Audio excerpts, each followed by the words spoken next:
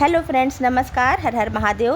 बैसाख माह के कृष्ण पक्ष की बरूथिनी एकादशी तिथि का आरंभ 23 अप्रैल बुधवार को शाम 4:43 पर शुरू होगा और इसका समापन 24 अप्रैल गुरुवार को दोपहर 2:32 पर होगा। उदया तिथि के अनुसार बरूथिनी एकादशी का व्रत 24 अप्रैल दिन गुरुवार को रखा जाएगा। व्रत का पारण 25 अप्रैल को सुबह 5:46 से सुबह 8:23 तक है। बरूथिनी एकादशी बैसाख कृष्ण पक्ष की एकादशी होती है। यह व्रत सुख सौभाग्य का प्रतीक है। ये एकादशी कन्यादान के फल से बढ़कर बरूथिनी एकादशी का व्रत होता है। इस व्रत को रखने से सारे पाप ताप नष्ट हो जाते हैं, दरिद्रता का नाश होता है, सारे कष्टों से मुक्ति मिलती है। बरूथिनी एकादशी व्रत रखने से इस लोक के साथ साथ परलोक में भी सौभाग्य की प्राप्ति होती है। करोड़ों वर्ष तक तप करने का जो फल मिलता है वो बरूथिनी एकादशी व्रत रखने का मिल जाता है।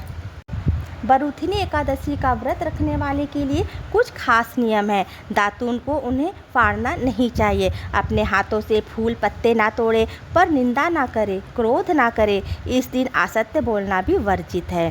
तेल युक्त भोजन नहीं करना चाहिए। बरूथिनी एकादशी का व्रत बहुत ही फलदायक है। इसका महत्व सुनने से सहस्र गौओं की हत्या का दोष भी मिट जाता है। इस दिन अन्न और जल का दान करने का सबसे ज़्यादा महत्व होता है।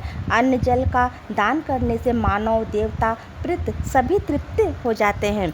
इस दिन मिट्टी के घड़े को पानी से भरकर लाल कपड़े को बांधकर फल मिठाई उसके ऊपर दक्षिणा रखकर मंदिर में दान अवश्य करना चाहिए। बरूथिनी एकादशी की कथा इस प्रकार है। प्राचीन काल में नर्मदा तट पर मंधाता नाम का राजा राज्य सुख भोग रहा था। वह अत्यंत दानशील तथा तपस्वी था। एक दिन राजा तपस्या कर रहे थे। उसी समय एक जंगली भालू आकर उनका पैर चबाने लगा और राजा को घसीटकर जंगल में ले गया।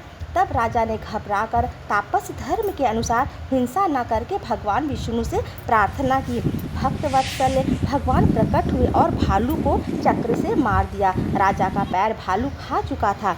भगवान विष्णु ने राजा को दुखी देखकर कहा, हे वत्स, मथुरा में जाकर तुम मेरी 12 अवतार मूर्ति की पूजा बरूथिनी एकादशी का व्रत रहकर करो।